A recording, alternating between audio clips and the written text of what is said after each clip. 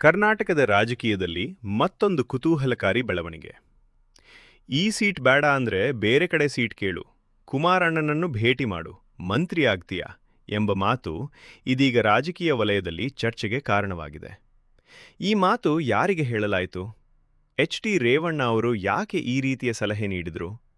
ಇದರ ಹಿಂದೆ ಇರುವ ರಾಜಕೀಯ ಲೆಕ್ಕಾಚಾರ ಏನು? ಬನ್ನಿ, ಸಂಪೂರ್ಣ ವಿಚಾರವನ್ನು ತಿಳಿಯೋಣ. ವರದಿಗಳ ಪ್ರಕಾರ ಜೆಡಿಎಸ್ ಪಕ್ಷದೊಳಗಿನ ಟಿಕೆಟ್ ಹಾಗೂ ರಾಜಕೀಯ ಸ್ಥಾನಮಾನಕ್ಕೆ ಸಂಬಂಧಿಸಿದ ವಿಚಾರ ಇದೀಗ ಹೊಸ ತಿರುವು ಪಡೆದುಕೊಂಡಿದೆ.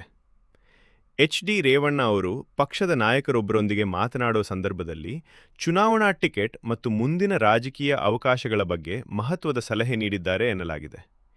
ಈ ಹೇಳಿಕೆಯೇ ಇದೀಗ ರಾಜಕೀಯ ಚರ್ಚೆಗೆ ಕಾರಣವಾಗಿದೆ. ವರದಿಯಲ್ಲಿ ಉಲ್ಲೇಖವಾಗಿರುವಂತೆ ಒಂದು ಕಡೆ ಚುನಾವಣಾ ಟಿಕೆಟ್ಗಾಗಿ ಆಕಾಂಕ್ಷೆ ಇದ್ದರೆ, ಮತ್ತೊಂದು ಕಡೆ ಪಕ್ಷದೊಳಗಿನ ರಾಜಕೀಯ ಸಮೀಕರಣಗಳನ್ನು ಗಮನದಲ್ಲಿಟ್ಟುಕೊಂಡು ನಿರ್ಧಾರ ತೆಗೆದುಕೊಳ್ಳಬೇಕು ಎಂಬ ರೀತಿಯಲ್ಲಿ ಎಚ್.ಡಿ. ರೇವಣ್ಣ ಅವರು ಮಾತನಾಡಿದ್ದಾರೆ ಎನ್ನಲಾಗಿದೆ.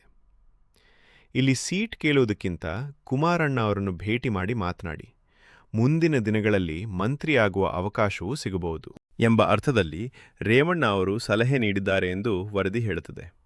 ಆದರೆ ಈ ಮಾತಿನ ನಿಖರ ರಾಜಕೀಯ ಹಿನ್ನೆಲೆ ಏನು ಎಂಬುದು ಈಗ ಕುತೂಹಲ ಮೂಡಿಸಿದೆ. ಇಲ್ಲಿ ಪ್ರಮುಖವಾಗಿ ಗಮನಿಸಬೇಕಾದದ್ದು ಟಿಕೆಟ್ ವಿಚಾರ ಮಾತ್ರವಲ್ಲ. ಒಬ್ಬ ನಾಯಕನಿಗೆ ಚುನಾವಣಾ ಟಿಕೆಟ್ ಸಿಗುವುದು ಒಂದು ವಿಚಾರವಾದರೆ, ಪಕ್ಷದೊಳಗೆ ಅವರ ರಾಜಕೀಯ ಭವಿಷ್ಯವನ್ನು ಹೇಗೆ ರೂಪಿಸಬೇಕು ಎನ್ನುವುದು ಮತ್ತೊಂದು ವಿಚಾರ. ಅದರಲ್ಲೂ ಜೆಡಿಎಸ್ನಂತಹ ಪ್ರಾದೇಶಿಕ ಪಕ್ಷದಲ್ಲಿ ಪ್ರಮುಖ ನಾಯಕರ ನಡುವಿನ ಮಾತುಕತೆಗಳು ರಾಜಕೀಯವಾಗಿ ಹೆಚ್ಚಿನ ಮಹತ್ವ ಪಡೆಯುತ್ತವೆ. ಹೀಗಾಗಿ ರೇವಣ್ಣ ಅವರ ಈ ಹೇಳಿಕೆ ಕೇವಲ ವೈಯಕ್ತಿಕ ಸಲಹೆಯೇ ಅಥವಾ ಪಕ್ಷದ ಮುಂದಿನ ರಾಜಕೀಯ ತಂತ್ರದ ಭಾಗವೇ ಎಂಬ ಪ್ರಶ್ನೆಗಳು ಈಗ ಚರ್ಚೆಯಾಗುತ್ತಿವೆ. ಈ ಪ್ರಕರಣದಲ್ಲಿ ಎಚ್.ಡಿ. ಕುಮಾರಸ್ವಾಮಿಯವರ ಹೆಸರು ಕೂಡ ಪ್ರಮುಖವಾಗಿ ಕೇಳಿಬರ್ತಿದೆ.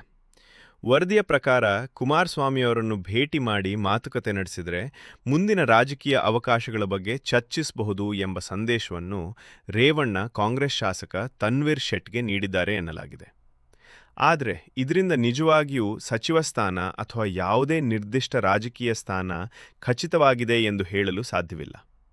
ಇದು ವರದಿಯಲ್ಲಿ ಉಲ್ಲೇಖವಾಗಿರುವ ಹೇಳಿಕೆಯ ಆಧಾರದ ಮೇಲಿನ ರಾಜಕೀಯ ಚರ್ಚೆ ಮಾತ್ರ. ಇದೀಗ ಈ ಹೇಳಿಕೆ ರಾಜಕೀಯವಾಗಿ ಯಾಕೆ ಮಹತ್ವ ಪಡೆದುಕೊಂಡಿದೆ?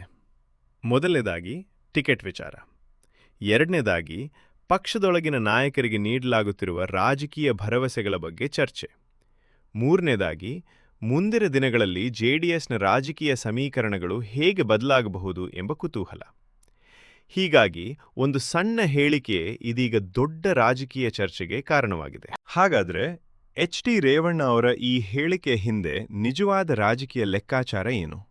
ಮುಂದಿನ ದಿನಗಳಲ್ಲಿ ಇದಕ್ಕೆ ಸಂಬಂಧಿಸಿದಂತೆ ಇನ್ನಷ್ಟು ಸ್ಪಷ್ಟತೆ ಸಿಗುತ್ತದೆಯೇ? ಅಥವಾ ಇದು ಕೇವಲ ಒಂದು ರಾಜಕೀಯ ಮಾತುಕತೆಯಷ್ಟೇ ಆಗಿ ಉಳಿಯುತ್ತದೆಯೇ? ನಿಮ್ಮ ಅಭಿಪ್ರಾಯವನ್ನು ಕಾಮೆಂಟ್ನಲ್ಲಿ ತಿಳಿಸಿ. ಇಂತಹ ಕರ್ನಾಟಕದ ರಾಜಕೀಯದ ಪ್ರಮುಖ ಸುದ್ದಿಗಳಿಗಾಗಿ ನಮ್ಮ ಚಾನೆಲ್ ಅನ್ನು ಸಬ್ಸ್ಕ್ರೈಬ್ ಮಾಡಿ, ವಿಡಿಯೋವನ್ನು ಲೈಕ್ ಮಾಡಿ ಮತ್ತು ಶೇರ್ ಮಾಡಿ. ಧನ್ಯವಾದಗಳು.